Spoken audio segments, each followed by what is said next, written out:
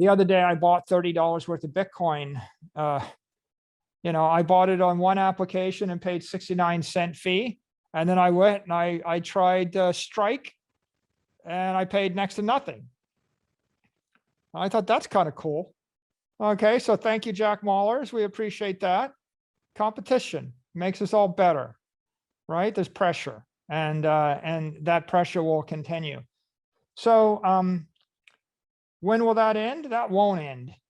It's a lot harder to seize $1 billion of Bitcoin than it is to seize $1 billion of land, or $1 billion of art, or $1 billion of gold, or $1 billion of a building, or $1 billion of stock.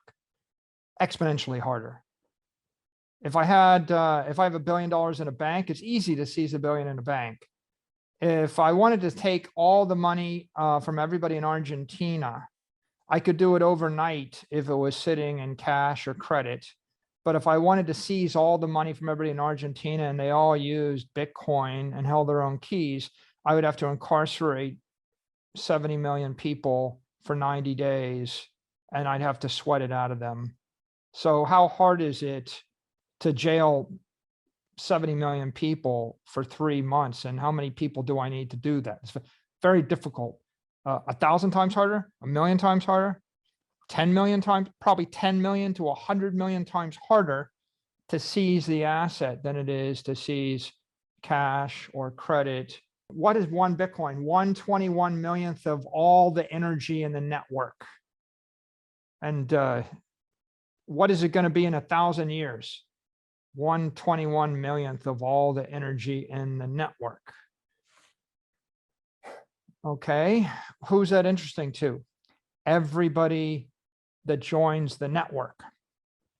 Who can join the network? It's open, permissionless. Anybody on Earth can join the network.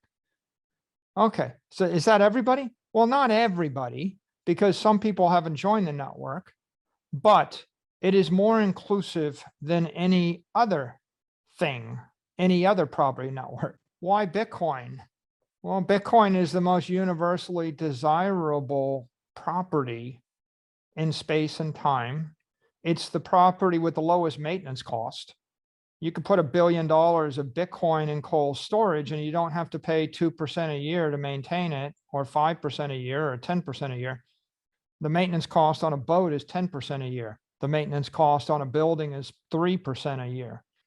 If I tell you there's 21 million blocks in cyberspace and each one's a Bitcoin, and the world's going to consist of 21 million blocks, and you showed up there 200 years before everybody else showed up, you would think, I'm just going to start buying city blocks in cyberspace as fast as I can.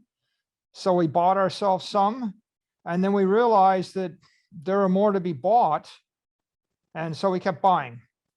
If you think it's not going to zero, then rational thinking is the competition in the market is making my Bitcoin more valuable. That's good.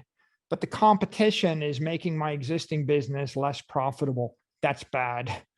And if I'm a genius and I execute well, maybe I can stay ahead of everybody else. Maybe. But while I'm doing that, every single free dollar I can raise, I should convert to Bitcoin, because there's out of 100 possibilities, there's 99 paths where you fail and Bitcoin succeeds. And there's one path where you fail, where you succeed and Bitcoin succeeds. And, some people don't think Bitcoin is going to succeed, but they're not with us, right? You don't think Bitcoin is going to succeed, go do something else, whatever with your life, but don't try to create a Bitcoin business. My closing remark is, I thought Bitcoin was a good idea in August of 2020. There's every single month for the past 13 months, there have been fundamental developments in the space that have made it a better idea. Every single month, every week, I almost see a new development that makes the network stronger, smarter, faster, harder. It makes it more anti-fragile. It makes it more like, it becomes clearer and clearer that this is the future of digital property. This is digital energy.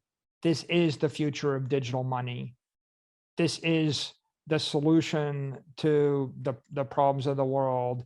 This is a macroeconomic imperative for $500 trillion worth of capital.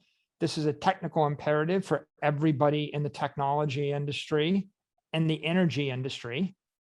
And this is a moral imperative for everybody on Earth, right? So I've just become more convicted every single week, every single month that's gone by.